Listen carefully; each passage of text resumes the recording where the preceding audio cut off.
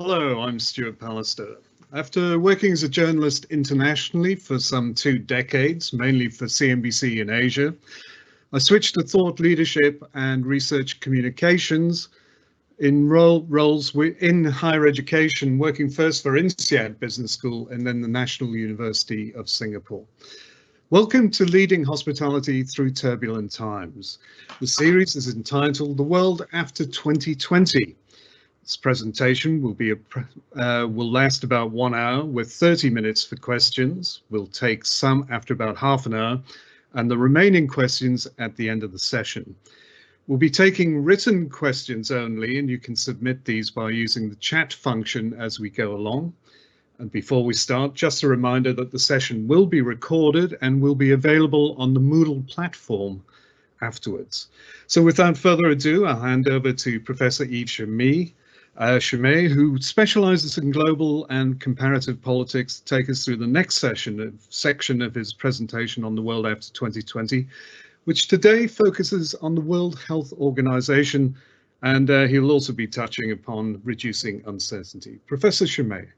Thank you very much, Stuart. I appreciate your great contribution to this invaluable contribution, actually, to the discussion we had last time, and I hope it will go as well this time. For sure. So this session is about the WHO and other international organizations that sometimes counterintuitively are involved in health issues, and this means that they are in a way influential in issues such as hospitality and mobility or tourism. But before we do this, let's just recap what we have learned so far. Well, we understand by now, I guess, or you do, that international organizations are very active in the field that are of some concern to you, and that they reacted to the pandemic rather quickly.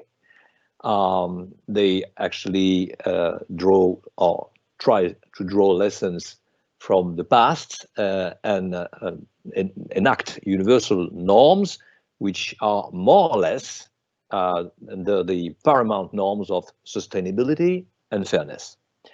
They also have made relevant statements relevant to the COVID crisis, proposed guidelines, which are, of course, very much welcomed by the hospitality business agents, by ordinary people, by air carrier, etc. And they started to collaborate with each other, or did collaborate more than they did in the past. And this, of course, empowered them, but they were much more empowered by the networks that they constituted during this crisis, even in the last few weeks.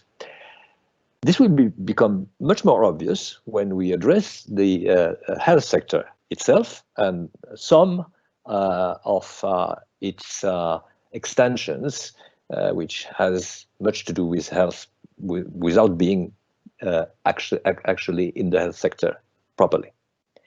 Let's start with the World Health Organization. We had a lot of questions about the WHO, of course, in previous sessions, and this time we're going to focus on it.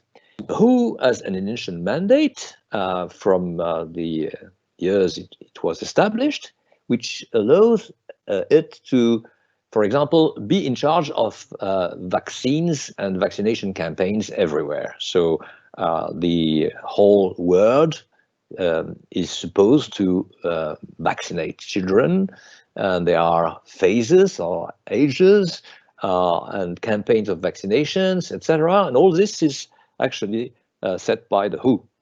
It can also decide on the quarantine if, for example, there is a source of infection somewhere. This was very helpful in the Ebola epidemic in Western Africa in particular. And it could have been very helpful for the current crisis, but there were some limitations that we're going to see in a couple of minutes. For the WHO, the existence of this institution matters less than the 2005 events, which in a way were a tipping point in history, because it was now entitled to proceed according to a number of regulations on which the states were now consensually agreeing, which are called the International Health Regulations.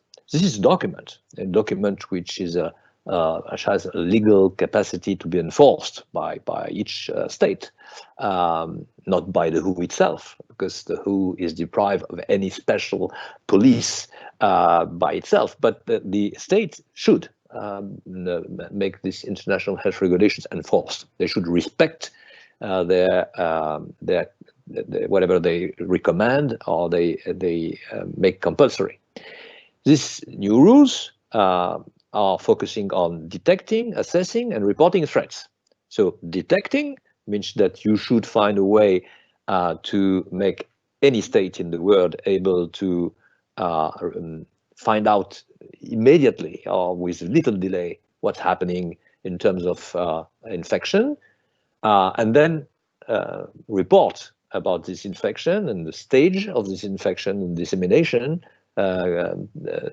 speed to the WHO. It should also be able to assess whatever the danger are behind this threat. Is it a new threat? Is it a very threatening one, etc., or not? And then this is passed to the WHO, and the WHO collect the data, collect the reports, collect the informations, and make its own assessments. And then from this moment on, it can also make universal recommendations. The international health regulations are the basis on which inspections and controls can be actually launched by either the state or the WHO itself. So the WHO can send inspection groups to evaluate the situation on the ground and see how the states are reacting to this new threat. They could ask for justifications of the health policy adopted in such circumstances. And of course, they receive a lot of reports. You can imagine that with 193 states which are members of the World Health Organization, it's a lot of data processing that must. These reports, this inspection and this control, with the agreement, the new agreement called the International Health Regulations in 2005, become compulsory. So the states, which are the members of the WHO, cannot discard this obligation for local law or contextual justifications. And this is being made public, which means that it's very difficult for any state to postpone for too long. They can postpone for a while, but it's very difficult to postpone for too long a time. The publicity given to the data collected and the dangerosity of the new virus, bacteria, or any other health problems.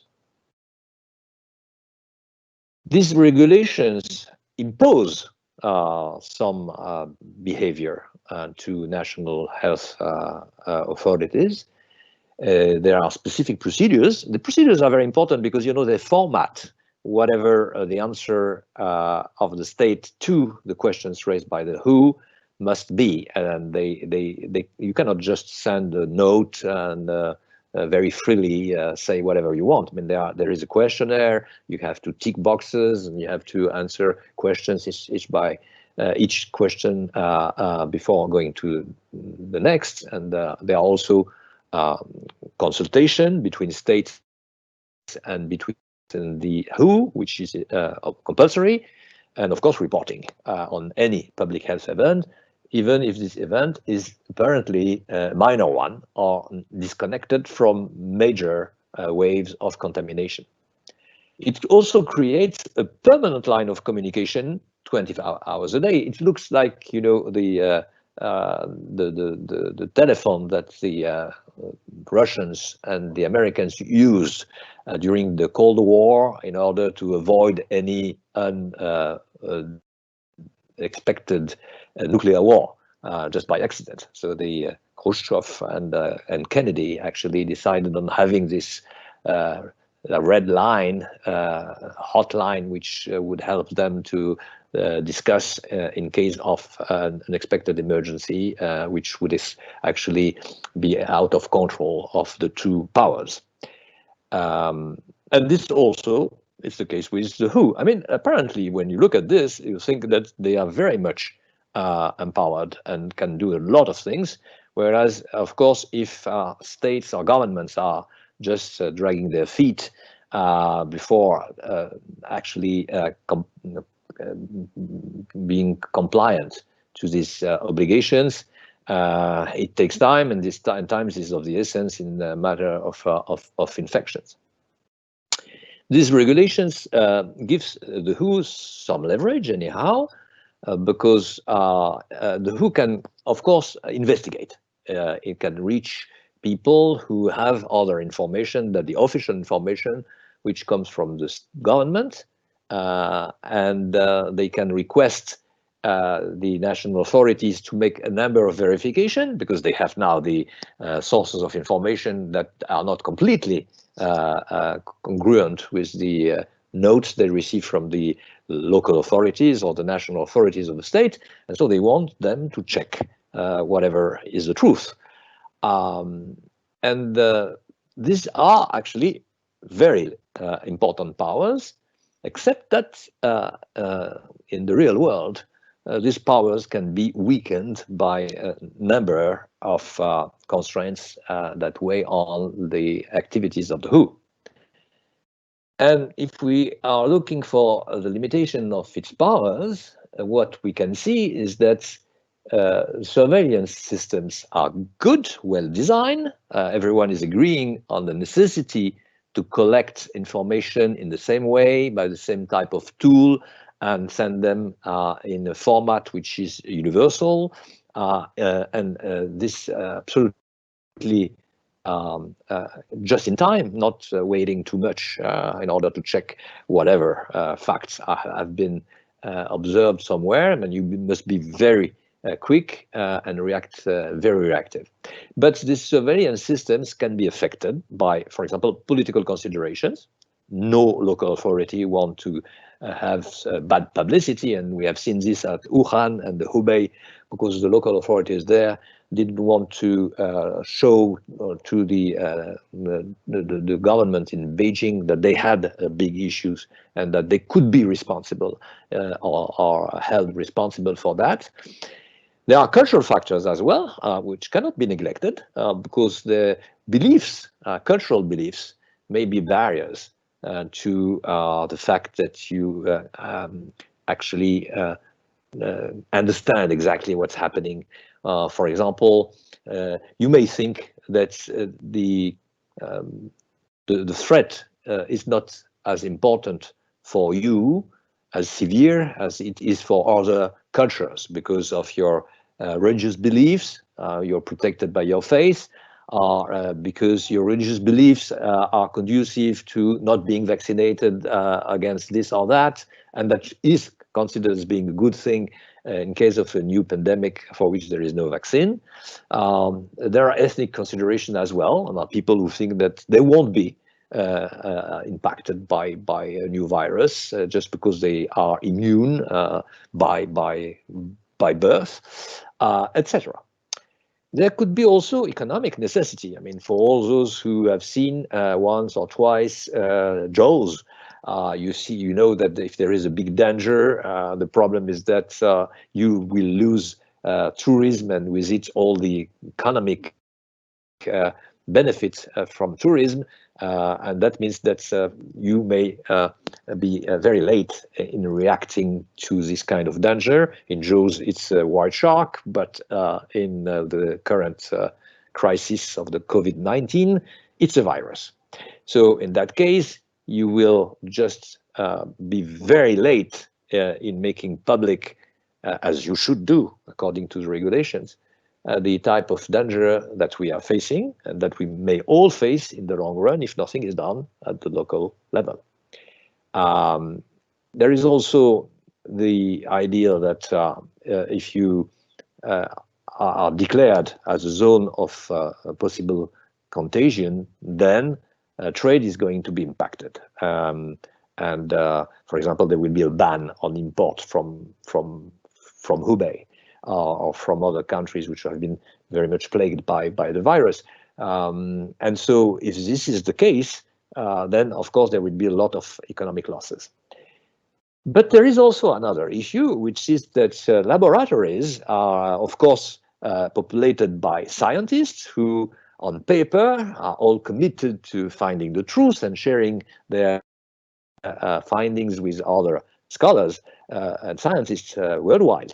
But actually, boundaries are national boundaries, and these laboratories are in a competitive world in which there are a possibility to get patents, which means profits out of a discovery, or because they have different cultures.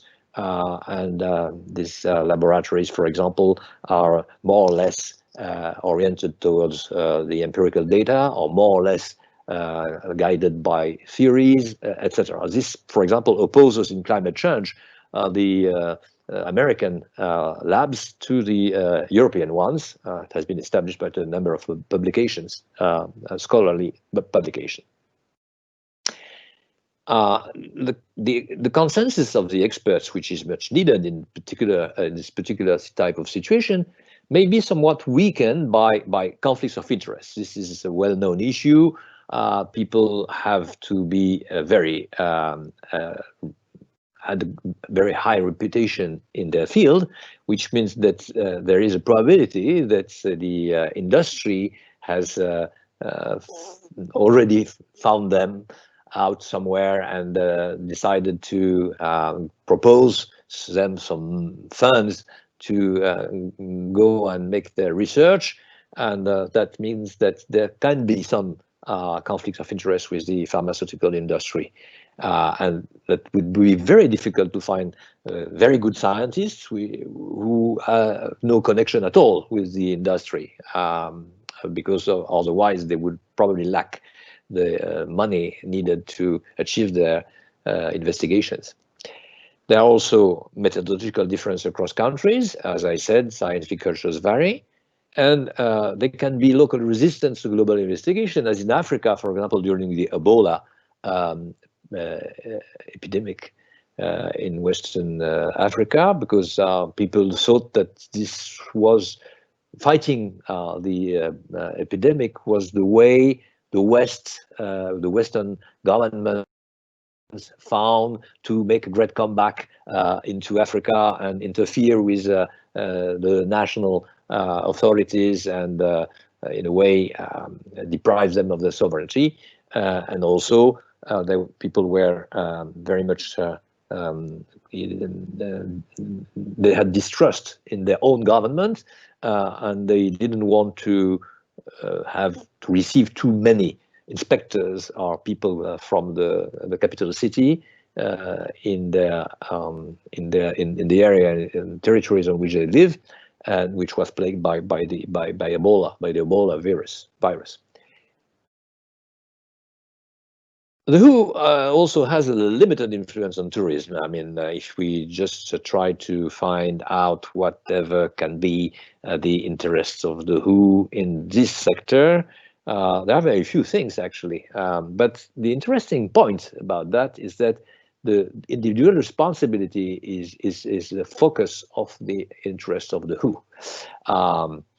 That means that there are hazards, medical hazards as well, and accidents. But in the case of the WHO, it's about disease, and of course you can help and support the national health authorities in order to make them able to actually implement the regulations, the best regulations possible, in order to avoid people nasty things when they travel. But the point is that it's an individual responsibility. I mean, you should yourself, when you travel, when you just plan to travel, you should think of any unpredictable things that could happen to you, and you should be prepared for that. And you should pay for an insurance system, for example. You should just learn about the type of threats and risks to which you will be confronted during the trip and once at destination, etc. So, as it is said here, people planning to travel should seek advice on the potential hazards in their chosen destination. So it's your responsibility to do this. If you don't, it's like ignoring the law. Nobody is supposed to ignore the law. You should know it. If you don't, it's your responsibility.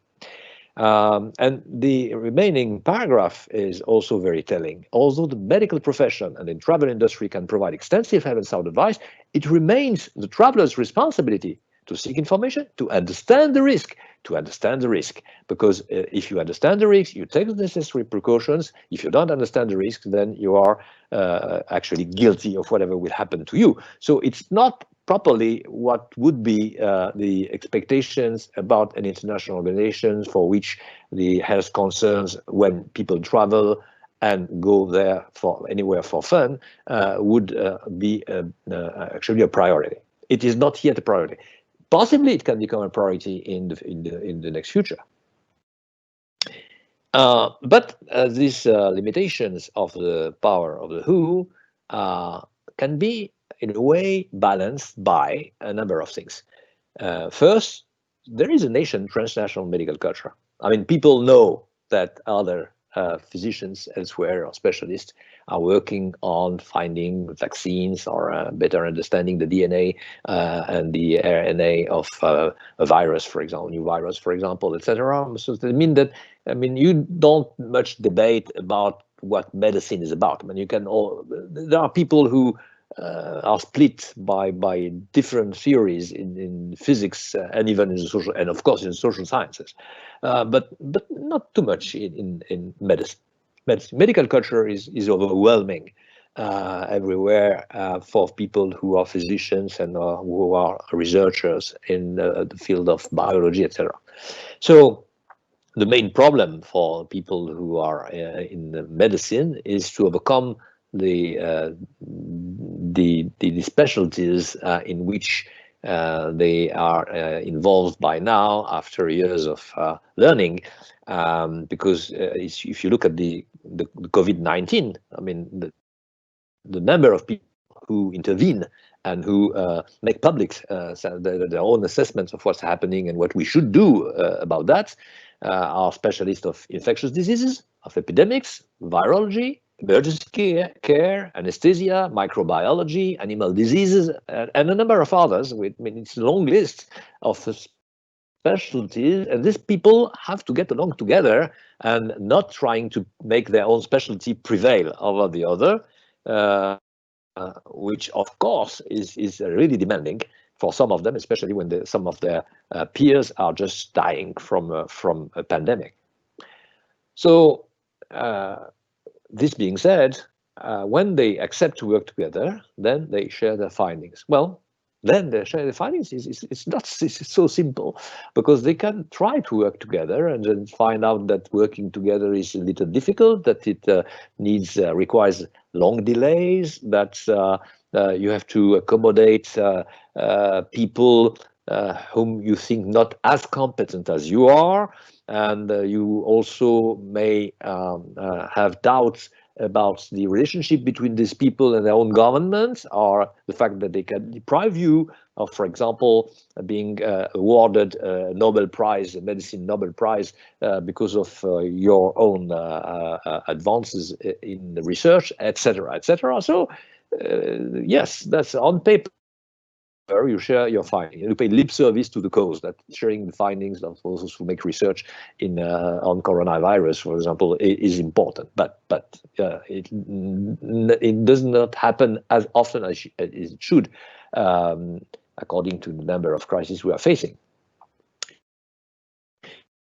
So another type of compensation, which is the increased cooperation, and this is probably the most important aspect of how to expand the powers of the WHO.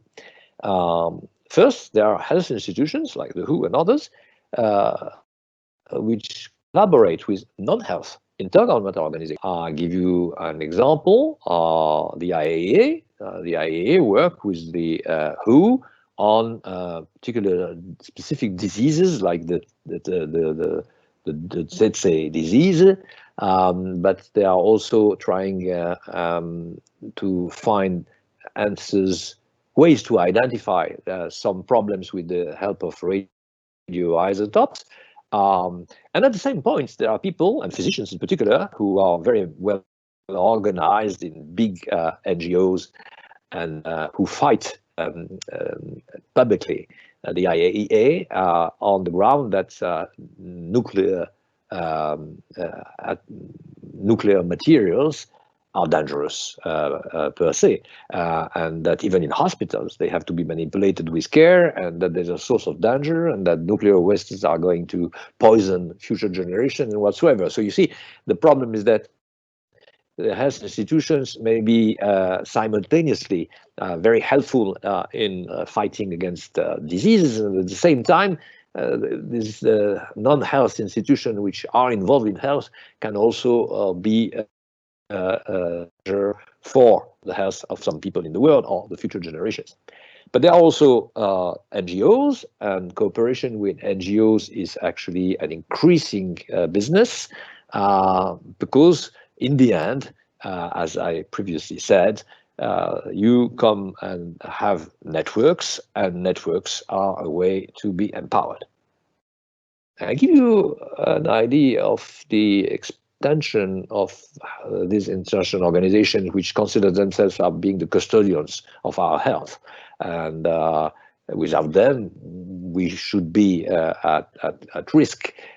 So they deliver this global public good, which is health.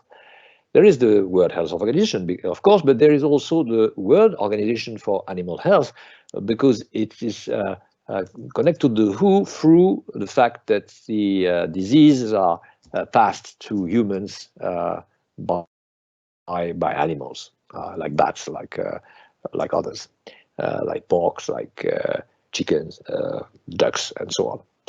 There are questions? Not at the moment, no. Okay. Okay. So if anyone would like to send over a question via the chat, we'll pass it on. Okay. The Global Fund to fight AIDS, tuberculosis, and malaria, which was established in 2002, is also part of this network, like UNAIDS, which is another way to look at the same type of issues, a global polio eradication initiative, rollback malaria, and whatsoever. The Clinton Global Initiative is about that, and Bill and Melinda Gates followed suit. And there is also a very important, prominent actor, which is the International Federation of the Red Cross, the ICRC, which is in Geneva, quasi non-governmental organization, but at the same time recognized as an equal by the governments and allowed to operate on the field, in particular when there is such difficulties as a war, spots where terrorism plague the normal life of people, and places where there is an impact of epidemic. So it's a large network, but there are other organizations as well. This is just an example of a number of organizations which are very much involved in the field and committed to find solutions in common. There are also other international organizations which are indirectly involved in the health sector. They are not actually, they were not established to deal with health, but they do have some influence on health issues. UNICEF, because they want to prevent child labor, they want to avoid sex offenses, and this, of course, has a lot of consequences on the health condition of a lot of people everywhere. If you look at genital mutilations, for example, you can understand my point. UNDC, which is the UN Office on Drugs and Crime, because they fight trafficking in humans, like refugees, for example, but also women who think that they will live very poor condition in somewhere in Southern Europe, and They have the ambition to become top models, for example, or play in movies, and then they end up in being prostitutes and child sex tourism whatsoever. So that's the mandate received by UNODC from the United Nations. There is also the International Organization for Migration, because they want to help people to migrate decently and be resettled in an acceptable way when they return home, which of course is completely torn down by the waves of refugees in which you find a number of economic migrants. There is also the UNHCR, which is dedicated to refugees, but also displaced people within the country and not across boundaries, asylum seekers, and now latest mandate that the UNHCR actually self-claimed, you patriots, whatever. So if I could jump in with one or two questions while we're waiting for other questions to come via chat. First of all, you mentioned about the new health regulations. Why 2005 was the tipping point? Was that because of SARS? No, I guess when you have a resolution, worldwide implemented resolution like this one, it took years before you reach the point where you can vote on that resolution or just adopt this resolution, even without a vote on the basis of a consensus. So it just possibly the 2003, 2005 episodes just accelerated the pace of reaching a consensus on the final drafts. But let me give you an example. You know that when you have a resolution like this one, the comma matter. The commas, because I mean it's about the vocabulary used. It's also about the priorities, what is put at the top, what is put in the middle and at the bottom, etc. And each paragraph is debated for years.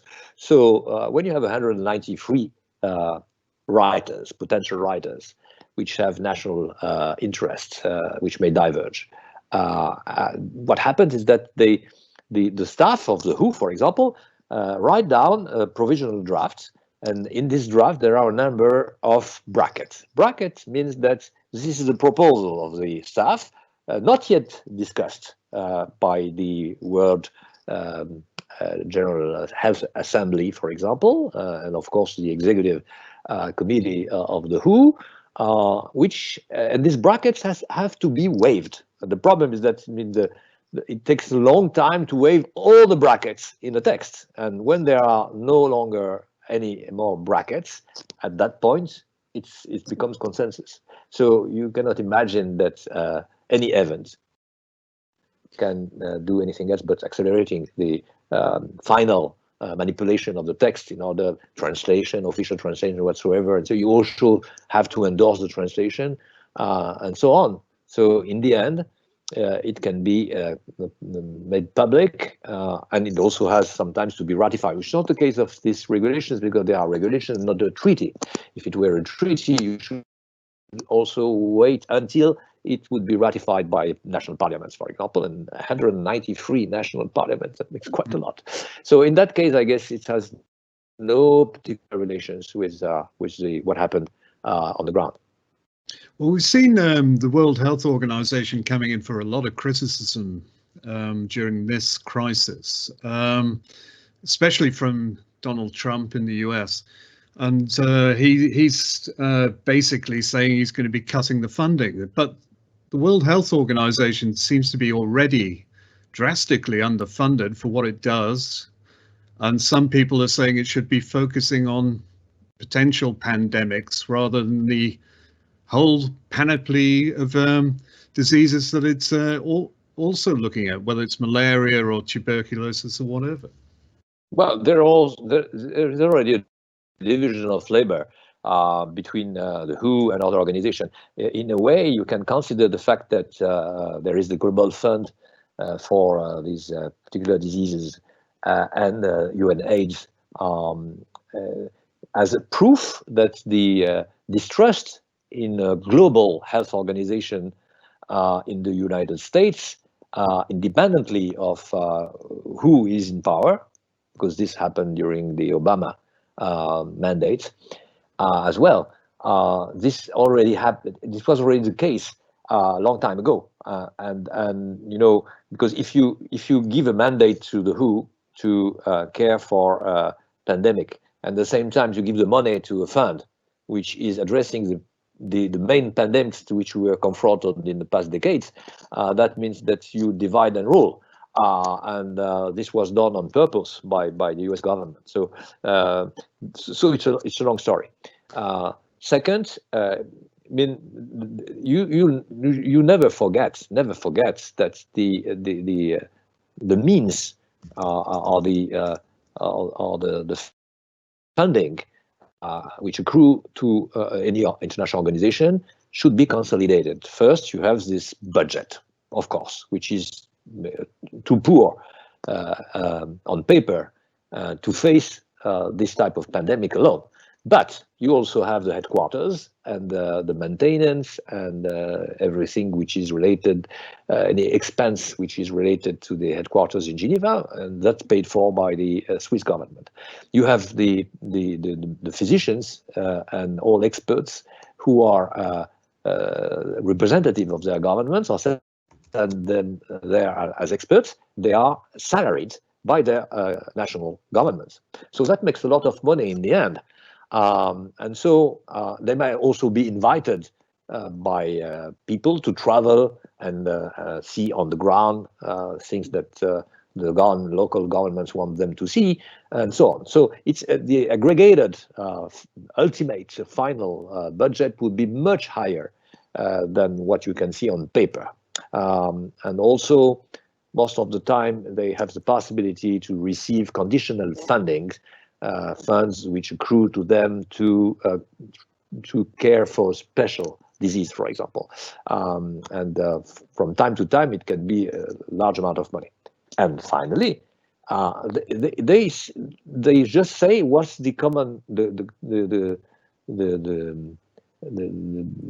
consensual knowledge is conventional, or knowledge is among scientists about viruses, bacteria, pandemic, epidemics, etc.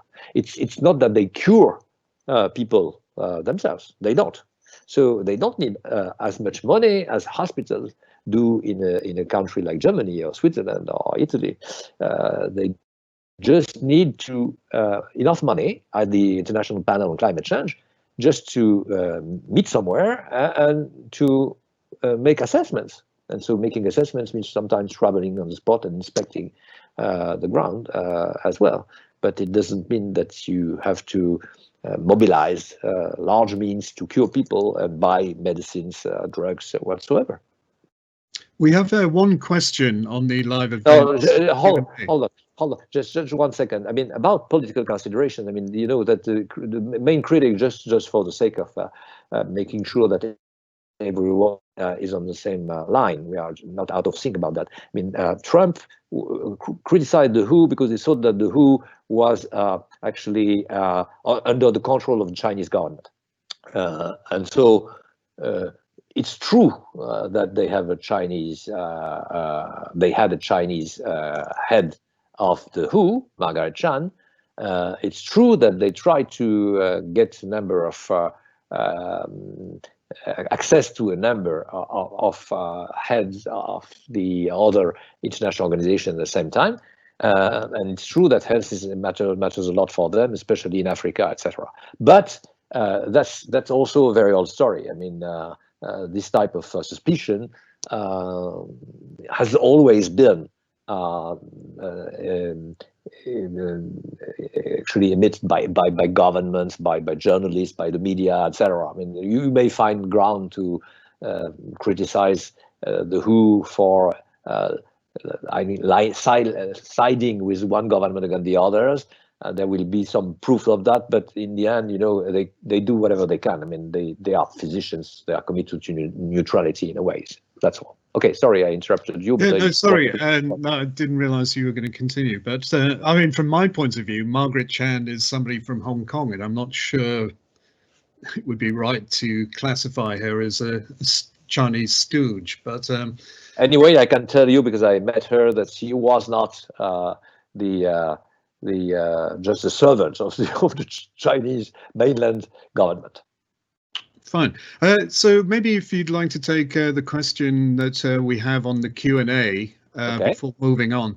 And it's whether the WHO acted a bit late, bit too late regarding this crisis, or was it the countries themselves? And couldn't the WHO have requested that all the countries quarantine travelers?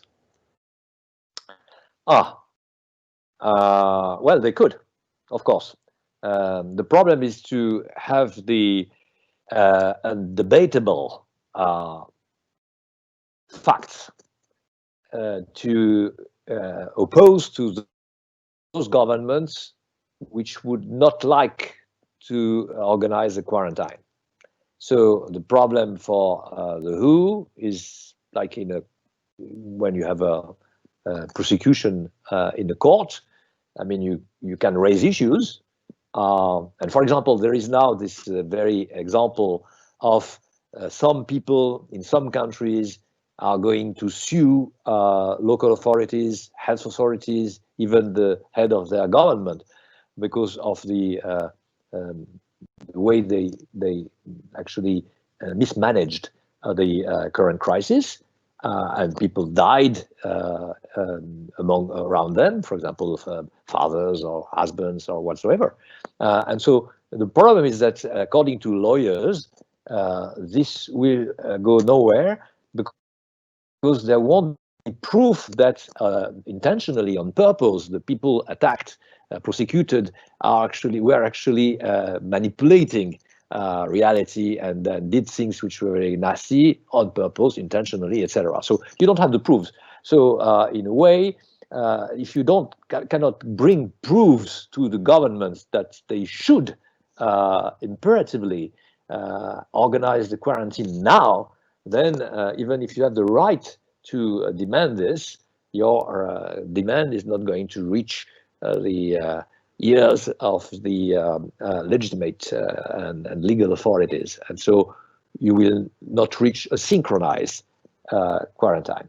And by the way, as you know, the waves was actually impacting countries one after the other and not simultaneously. So organizing quarantines would require for the WHO to have some sort of an assessment or a scale, and saying that once you are at that stage, then you should organize the quarantines, no discussion. So, but they were not able to elaborate this, because this is an unknown virus, and because it takes time, especially when you're a scientist, to reach that point where you can be quite sure of your recommendation to the states.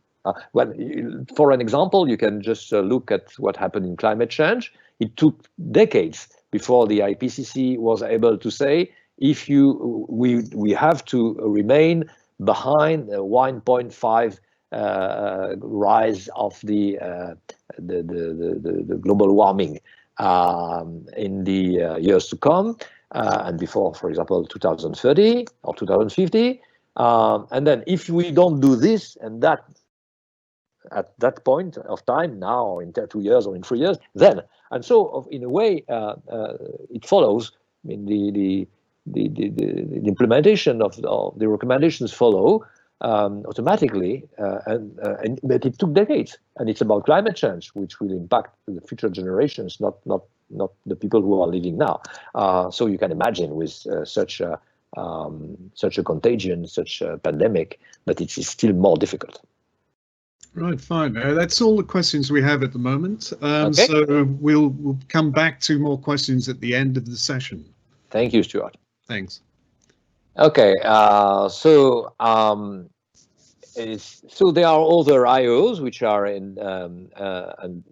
directly involved in the health sector, as I said, and we have an example, very a recent example yesterday, where this organization, UNODC, UNAIDS, and the UNHCR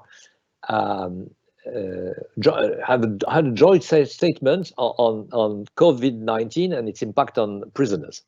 And so I let you read this when you want, but the important thing is that they say that they are leaders in global health, human rights and development institutions, and that come together if you really want to prevent the dissemination of a virus.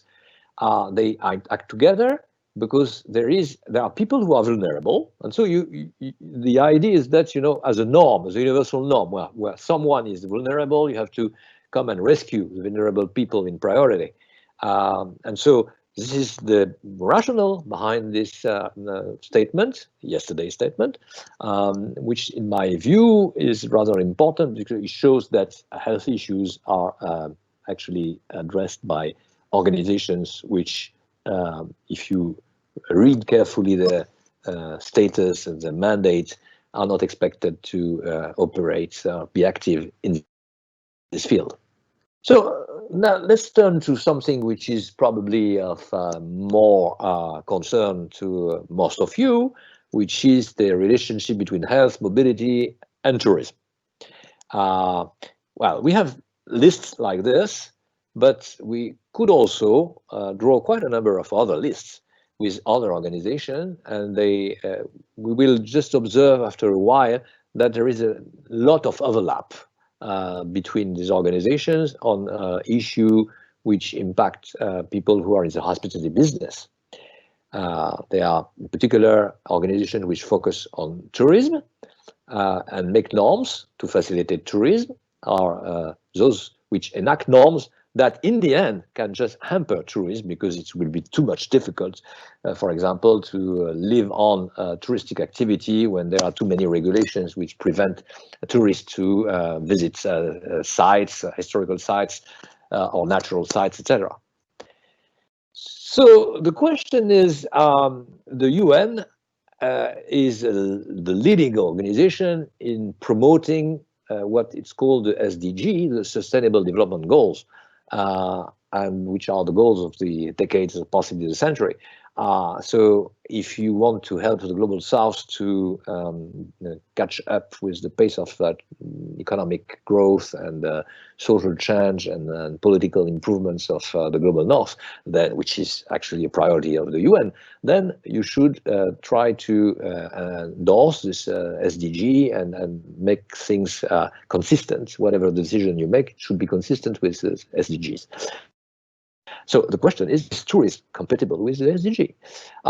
There are reasons to ask this question, because of course you can, for example, attract tourists with the help of cultural landmarks, and UNESCO with the World Heritage did a lot to make some landmarks more attractive than others, and so there is now a competition between countries to have their landmarks put on the list of the World Heritage of UNESCO. But in national Ministry of Cultures, there had been achievements such as national treasures in Japan. National treasures can be a person, not only a landmark or a place. Heritage sites in the UK, and in France we have a very well-established cultural policy, which spots from time to time new heritage sites without calling them with the same terms. But we also have organizations which have a mandate to protect nature against tourism. For example, UNEP. UNEP is the United Nations Environment Program. Well, tourism is a source of pollution because of the kerosene used by planes, or because of the fuel wasted by ships, because of the waste that tourists leave, whatever the recommendations of the travel agencies are on the ground after visiting a spot somewhere. and also just because moving one bus or coach of tourists to a place is a source of pollution, and because preparing meals for them according to international standards makes possibly locals producing more waste for tourists than for ordinary customers, etc. You also have the UNFCCC, it's about the United Nations Framework Convention on Climate Change, which encouraged the IPCC and the World Meteorological Organization to improve their knowledge and multiply their recommendations about how to fight climate change. Well, in that case, of course, again, you have impact on flights, impact of any type of trips, and also there are countries in which there are too many visitors, possibly, and take an airport like Charles de Gaulle in Paris, and another one like Frankfurt in Germany, or London, Heathrow. I mean, these airports are considerable sources of pollution and attempt at the warming, a way to increase the global warming effect. There are also the Convention on Endangered Species, because if you travel to Africa to observe animals, it might be plaguing or putting at risk the life and the lifestyles, if I can say so, of a number of species. Not to say that some are, of course, threatened by poachers and by smugglers, and then by people who do illegal trade with some part of dead animals, which are killed just for that, etc. But you can also endanger species just because you live there. I mean, we have now the proof that scientists are right when they say that we are impacting on the life of every animal, because due to the lockdown, a number of them are coming back in the neighborhoods. We can see them in the street, and we can hear them, and as birds, for example, sing more than ever, etc., etc. So because of this, tourism is connected to tourism positively as a way to attract them, and negatively as a source of problems that should be solved. So all these organizations that I have mentioned have one common characteristic: they make norms. We have seen this many times until now. International organizations are about norms. New norms may be a source of difficulty in the hospitality industry, because it's difficult to adapt to these norms and respect them. For example, distantiation is going to be quite difficult to organize in small restaurants, which are places that people find very attractive, and bistro style, or all these small food trucks or whatsoever they can find everywhere in the world, but also on planes, etc. But there are also norms which are related to hygiene, for example, norms which are ruling the type of behavior that should adopt towards the locals, and so on, which sometimes makes the lives of travel agencies, travel agents, difficult. And there are new norms every year, so each time you have to look for the innovations and find out ways to adjust to these innovations in your own business. But there are also international norms which are paramount norms, which exist everywhere and now for a long time, like naming and shaming norm. That means that you use a norm which helps you to denounce the behavior of some people or a country or a government, actually, and ask for other people to infer that it should be shamed for that behavior. Shame on you, because you did this or you didn't do this.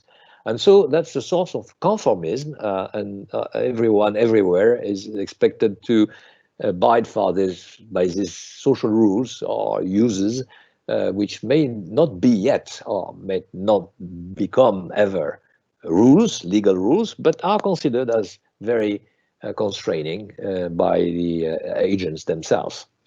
And so if it is not a rule, it's a benchmark. And so if you don't respect the benchmark, I mean, the question will be why? And there are people who will ask for this type of discrepancy between your own policy and the policy which should be adopted or are allegedly adopted elsewhere.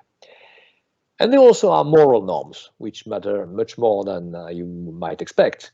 For example, toleration of the social, ethnic, linguistic, whatsoever differences, tourist agents and hotel managers and people who have restaurants and careers, etc., airlines. All these people should organize this sort of toleration. For example, you should, in a way, find procedures to accommodate people who are overweight and or handicapped in a way or another. You should also organize something which is called in the scholarly literature recognition. You can use it as between quotation marks. Between recognition means that you fully accept the difference and you like it in a way.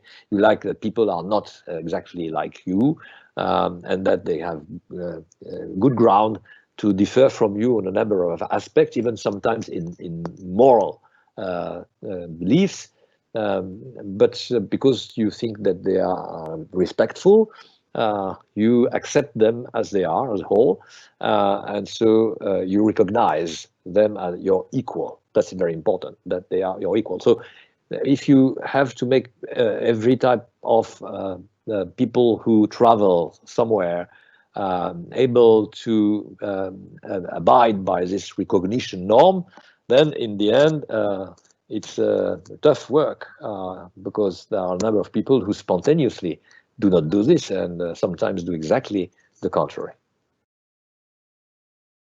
Take the social norms of civility. Civility is very interesting because it's both about distinction. I mean, if someone is well educated, then he or she is a civil person. I mean, the more educated you are and the more civil you are. It's also a matter of distantiation, so you don't come too close to people, or you don't shout at them from close, short distance, and you should not do this with too much ostentation as well, which is in a way contradictory. These are examples taken in England on the one hand and Japan on the other hand, which show what I have in mind. Social norms, the social norm of civility is probably one of the most interesting ones. It's an art to behave in public and has been more or less actually thought out during the 18th century. People must tame their passions, have self-control, learn not to harm anyone. They should learn politeness, table manners. There are also ways to speak. There are things that you can say, others they cannot. And urbanity, which means being able to live in densely populated area with people and according to the manners that you learn in a city. So city, civil, civility, whatsoever. So being civil is to become civilized. This comes mainly from one of a very interesting book, and I tried to show it to you if I can. Yes, see, this is Case Thomas, In Search of Civility. Very interesting and very thick books, by the way, in which you will find quite a number of quotations, which if I had time, I could read to you, but I'm short of time for the moment. Let's see what will come out when I reach the end. And so that means that if you are civil, you are civilized, and then you can be a citizen. And citizens are civic. So it's a whole connection of behaviors that make living together possible in society, in a polity, and in the world. Because if you are civilized and behave according to your civility in your own country, then it's expected that you do the same with people who are strangers and foreigners. With this, you can avoid war, or you can just put an end to wars and go towards, move towards a more civilized world, which means a more peaceful one. So that's a very interesting norm, which is universal. You find it everywhere, and people know exactly what are the appropriate ways to behave in public with other people, not to harm them, and that's something which is appreciated because you can find it everywhere. Now, there are political norms as well. The problem with political norms is that you have one norm and you have the opposite. This is why I said it's between the devil and the deep blue sea. We are between two contradictions, by the way. So, for example, are we going to privilege efficiency, a government which is very effective in having a policy adapted to, for example, an economic crisis? Or should we look for fairness? And we are going to be very careful not to leave anyone alone on the sidelines of the policy adopted. Shall we opt for free markets, on which it's a competition and it's a wild competition, whatever happened then to the losers, or should we adopt labor laws which will protect the losers against the winners? Should we opt for free trade or for fair trade? I mean, this is something that I already addressed, so I'm not going to go in depth, and you can just go and look for the records. Equity. Shall we privilege merit, or shall we look for equality? And then justice may just unfold from the fact that we are very sensitive to the fact that we treat people equally everywhere, whatever they are, whoever they are, wherever they come from. Should we also insist on responsibility? So in that case, I mean, self-help is the rule. I mean, if you, for example, you pay for the health insurance, then you get health care. But if you don't, man, you just die. That's your problem, and that's what probably some head of states are thinking about the coronavirus disease pandemic. Or are we stressing solidarity, which means that we want a state of welfare for people who live in our state? Another norm which is very interesting is electoral integrity and participation to decisions which concern you, or just giving people the formal right to express their view, like, for example, casting a vote in the polls. And that will be the only concern.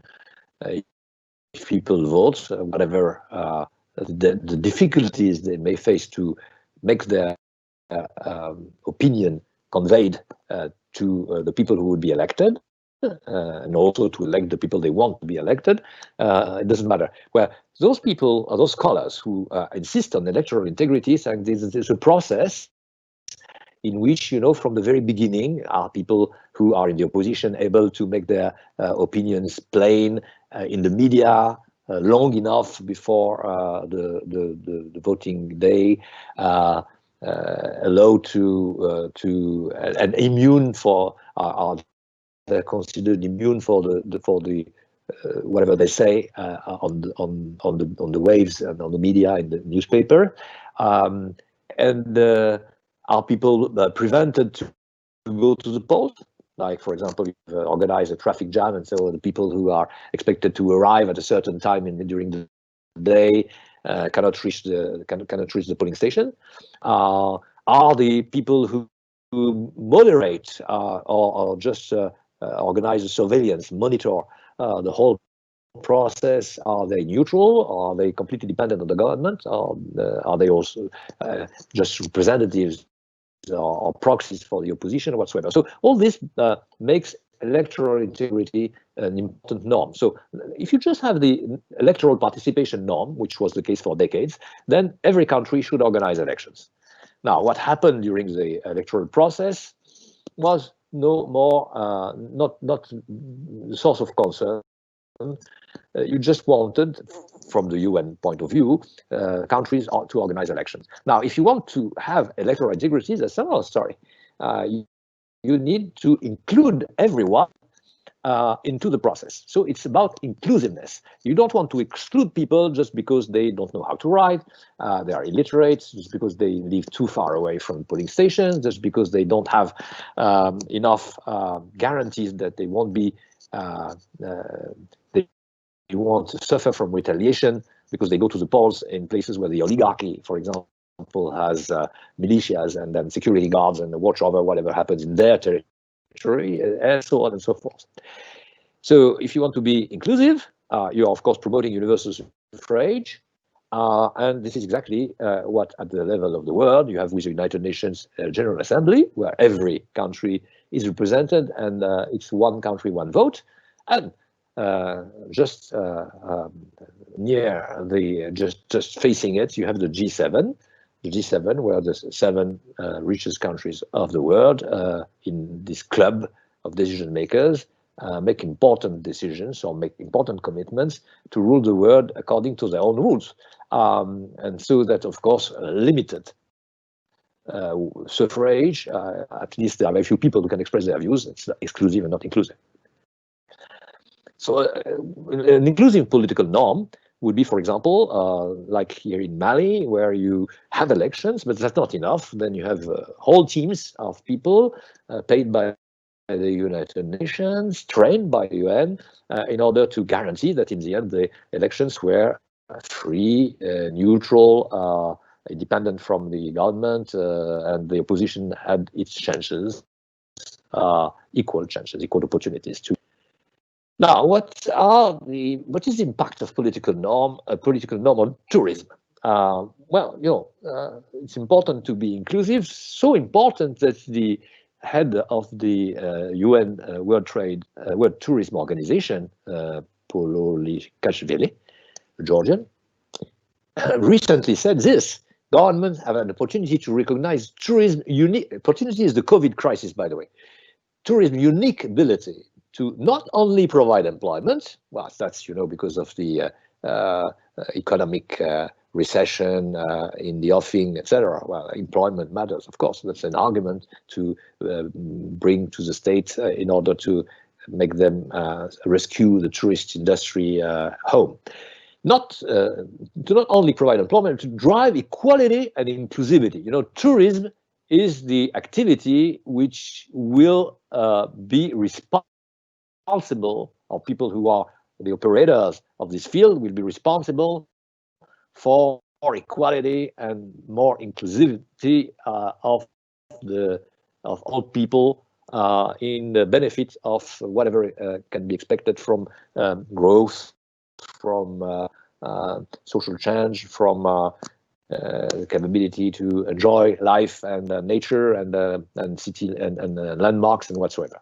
So it's not fun, but it's in a way very interesting and telling to see that even if you are in charge of an organization which address tourist issues at a time of a big crisis, which is a big danger for this industry, then you say we are also responsible, the ultimate responsible, in a way, of the biggest norm that we can imagine at the time, which are equality and inclusivity.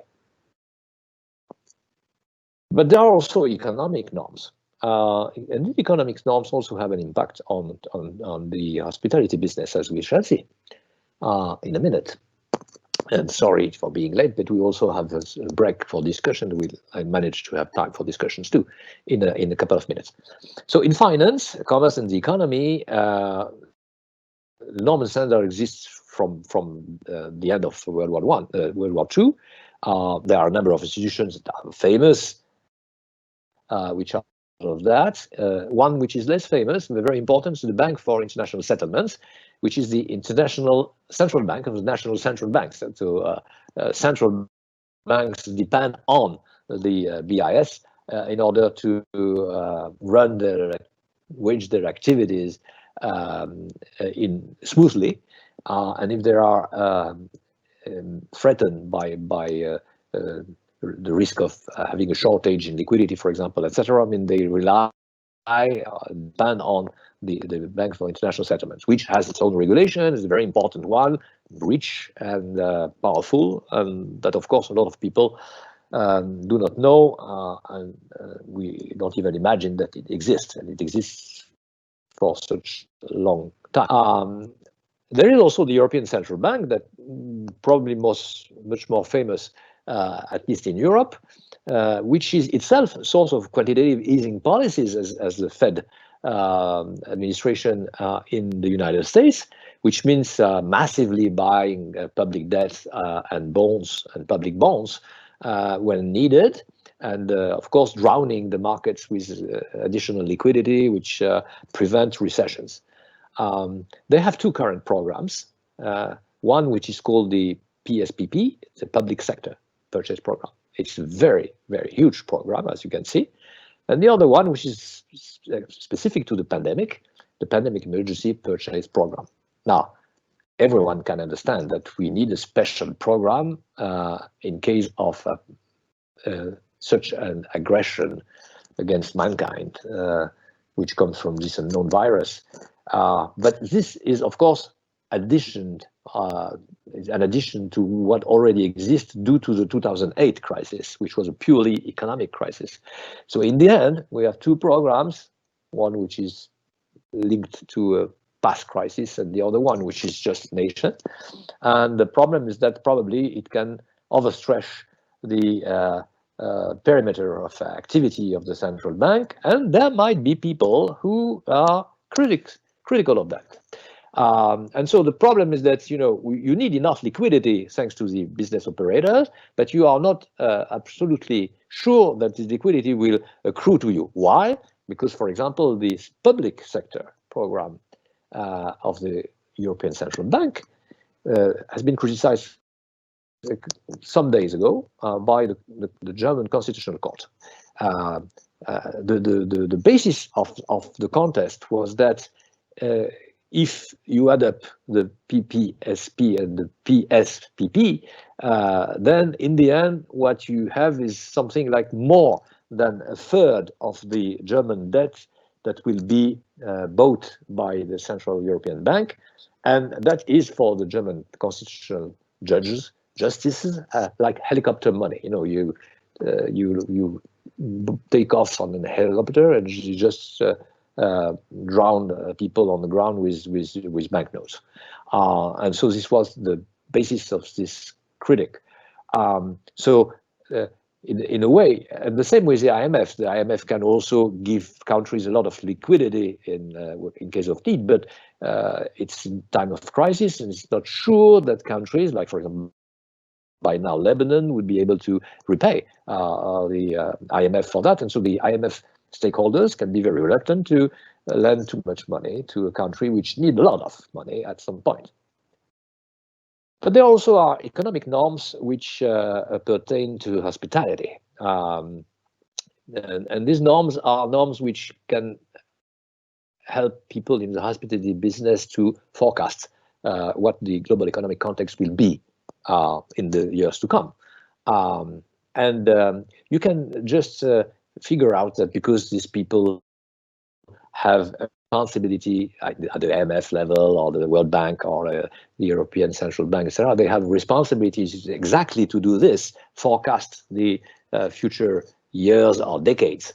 Then they will help you to better understand what is expected or what is likely, and make your own assessment and then your own decisions. But that's not sure because the IOs actually rely on contradictory norms. The norms of fairness, for example, as I said, and the norm of efficiency are completely opposed to each other. But I give you other examples of that. if you focus on purely management types of norms, then you are cost killers. You don't want surpluses. You are fighting over capacity. You don't want strategic stocks because these stocks are very costly and probably won't be helpful at any point. But you will need them in case of shortage or in terms of lockdown, for example. And there are also the question of renewal of your strategic stocks of, for example, protective wear in case of a pandemic. The fact that there are two series of norms, once you should kill costs and be just on time, and the other, and the market is, of course, the driver of your decisions. And the other, which is we should be worrying about the future and the future generations and the welfare of people who are vulnerable now and who could be vulnerable in the future if we don't act accordingly. So that is a rule, the opposition, the paramount opposition between two types of ideologies, the liberal family and the social family. And the important thing here is that the future of the world can be determined by their confrontation in their countries, national countries, but also within the international organization in which they operate. For example, the Trump administration doesn't do exactly the same as the Obama administration, because the Trump is more oriented toward the liberal goals, and Obama was more oriented towards the social goals. And that's something which becomes visible at the level of international organizations. So if we want to sum up before the last questions, IOs can pool knowledge and resources and make them available worldwide. And that, of course, is a very good thing for health. They guarantee the provision of money and the availability of loans. That's good for mobility. And they build some predictability, making economic agents able to discount the future, which is good for tourism. But the good functioning and smooth functioning of all this will depend on the resilience of diplomacy and democracy at world level in a turbulent context. Will diplomacy and will democracy be affected by the series of viruses which are each time very damaging for the economy and for the lives of human beings and also for the social life? That's a big question. And so this will be the next question that we'll raise next week. Well, thank you very much. Thank you. We've got about 10 minutes for questions, if anybody would like to send some over. We've got one question pending. But before that, maybe if I could just follow up on something you said earlier about the new norms. The World Health Organization has issued health guidelines which cover hospitality, cover restaurants, cover hotels in terms of the sort of health regulations and so on, or health standards they should be aiming for.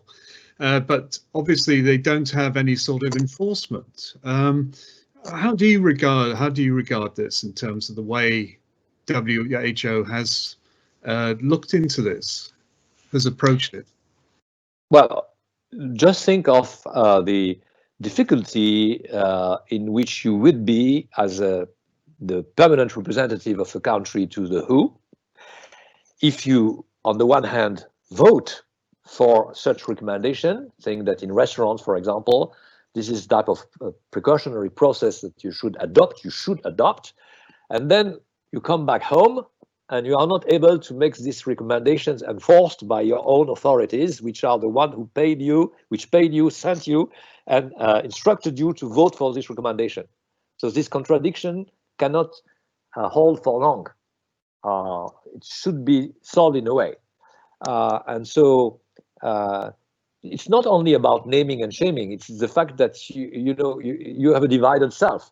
You are a member of the WHO when you are the headquarters in Geneva, and you opt for some recommendation and you endorse this and you have instructions to do it. Then you come back home and you are now back to your national health institution, authority, and then you have to persuade the same people who sent you to Geneva to enforce this to enforce this commitment.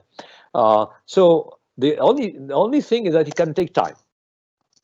So the time lag to make the commitment enforced can be longer than if it would be delegated completely to the WHO with the police force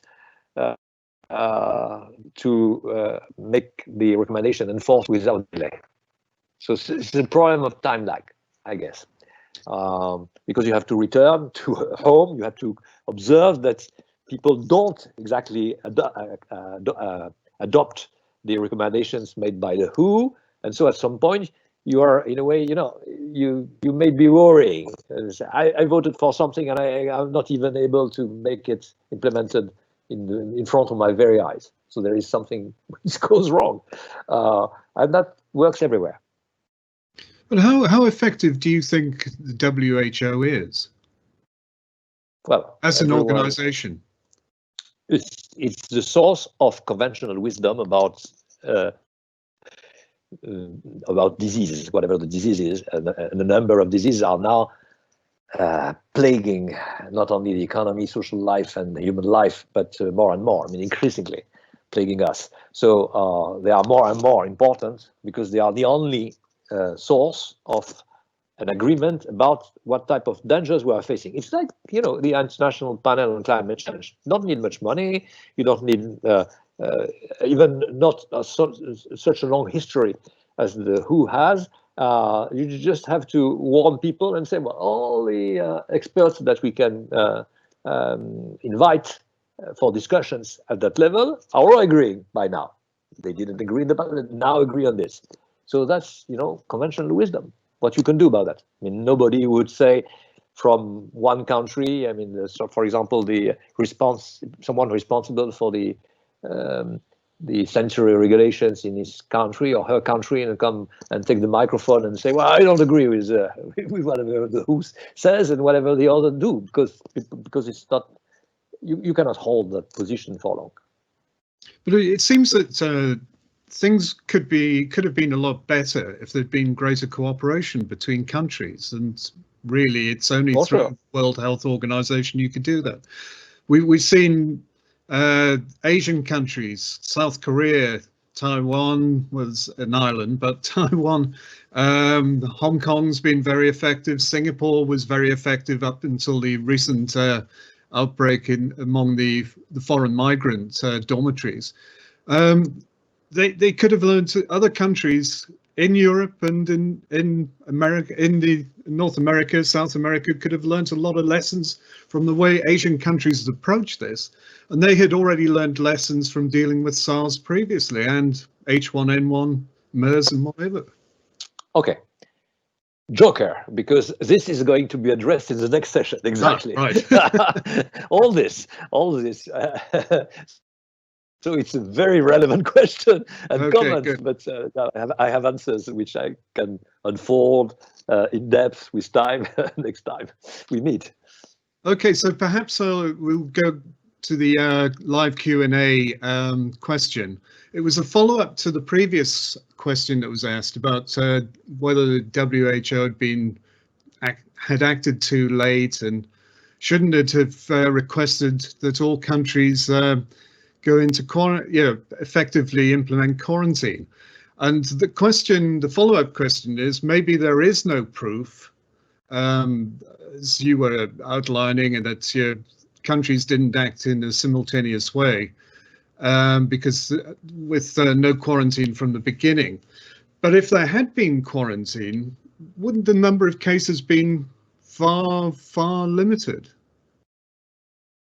Well, first, you should not forget about the quarantine, that the countries which succeeded in fighting the coronavirus had no quarantine from the very beginning. Taiwan had no quarantine. Singapore had no quarantine. South Korea and Japan. But they had absolutely no lockdown. Well, they did do self-isolation, and they did do tracking and tracing.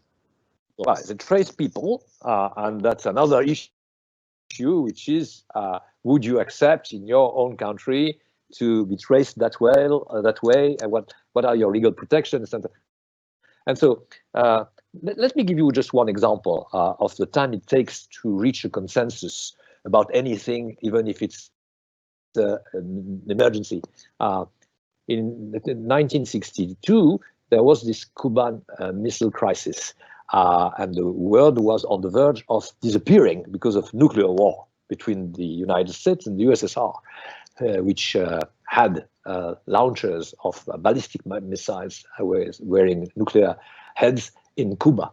So the Americans suspected that something of the kind was happening in front of them, but they had no proof. So they wanted to collect the proof and go to the UN Security Council and ask for a withdrawal of the US experts from Cuba.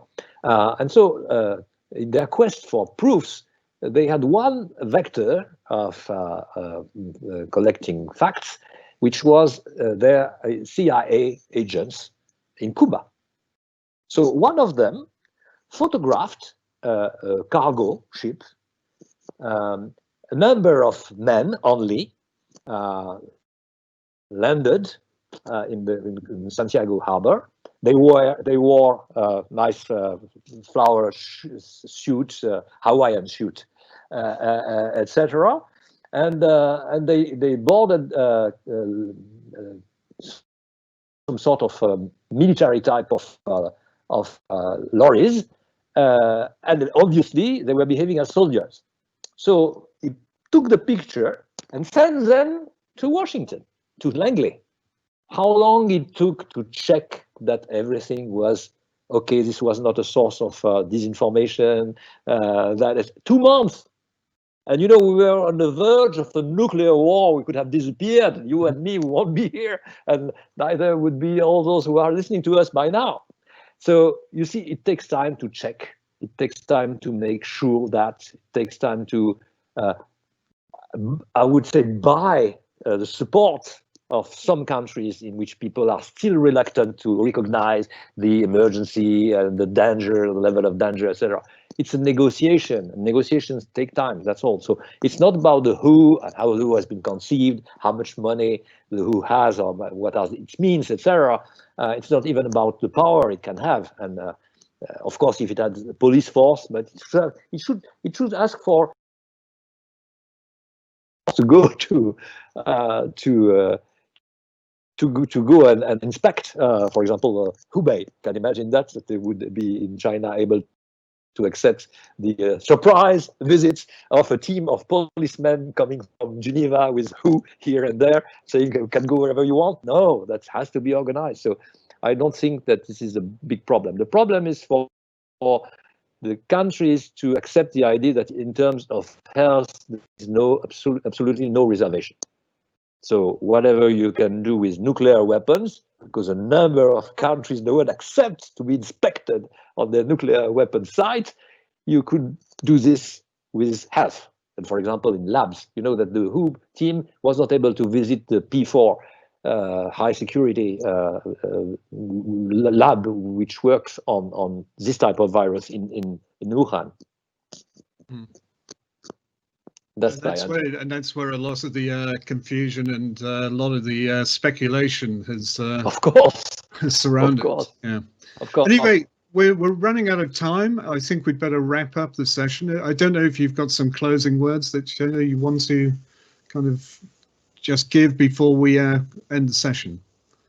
Well, I guess, you know, we are always talking about or speculating about reforming these international organizations in order to give them more power over the states which are their members, and delegate their powers at will when they want, and can retrieve these powers when they want, whenever they want, etc. But in the end, I mean, the situation in which we are, empower them, because crisis after crisis, first you have the critics.